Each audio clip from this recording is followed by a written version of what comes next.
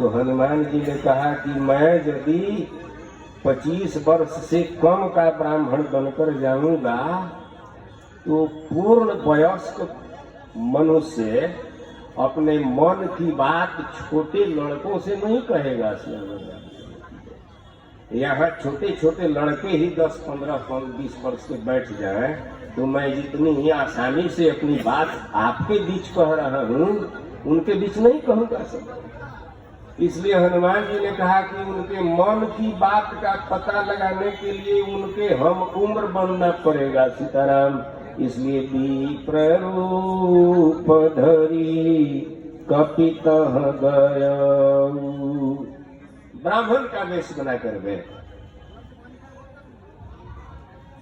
तो किसी ने हनुमान जी से कहा कि महाराज आपने ब्राह्मण का वेश तो बनाया लेकिन ब्राह्मण के जैसा व्यवहार आपने नहीं किया।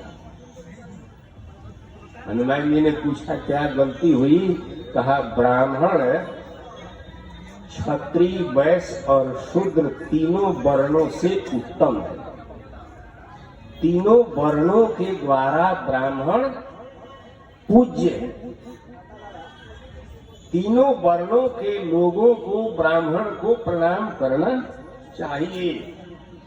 ब्राह्मण अपने से निम्न वर्ग के लोगों को प्रणाम नहीं करे, उनको आशीर्वाद।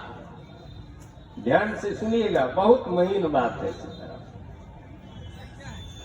राम जी तो क्षत्रिय वर्ण के हैं, आप ब्राह्मण वर्ण के बन के गए तो आपको राम जी के प्रणाम का इंतजार करना चाहिए।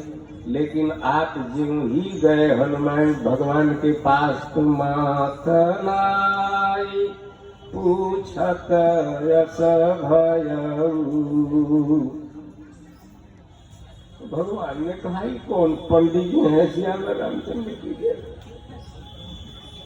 इनको इंतजार करना चाहिए कि भाई यह क्षत्रिय प्रणाम करे। आगे हनुमान जी ने कह भी दिया आपको तुम श्यामल गौर शरीर फेरहु बन वीरा। तो भगवान ने कहा कि लगता है कि पंडित जी आप असली ब्राह्मण नहीं हैं। आप असली ब्राह्मण होते तो प्रणाम नहीं करते। तो हनुमान जी ने कहा सरकार लगता है आप भी असली क्षत्रिय नहीं हैं। यदि मैं नकली ब्राह्मण